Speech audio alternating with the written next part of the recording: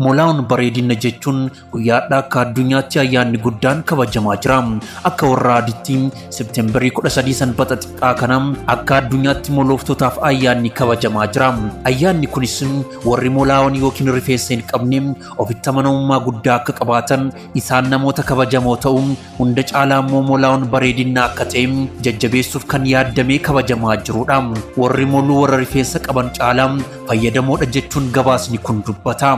Warri rifeensa qaban rifeensa isaanii miicaa yeroo isaanii guban rifeensa cirachuuf teessoo irratti morma hudhamanii ta'an mana rifeensaa irra jooraa oolan waan akka dibataa bituu fi baasii garagaraaf saaxilaman istaayilii rifeensaaf baay'ee cinqaman warri mooluu garuu isaan faallaa waanuma cinqamaniif hin qaban jechuun barruun kun dubbata. Ayyaana kanas namoonni hunduu ima kabaju. Sababbiin isaas dhibbantaan hedduun warroota xumurri isaanii mooluu ta'uun isaanii waan hin hafne waan ta'eef inuma kabaju. Kanaaf warroota mooluu ta'aniif kabajatu malaaf guyyaa ayyaana moolaawwan bareedina jedhu kana hiriyaa rifeensa hin qabneef yookiin moolaa ta'eef baga geesse jechuun viidiyoo kana sheer godhiif.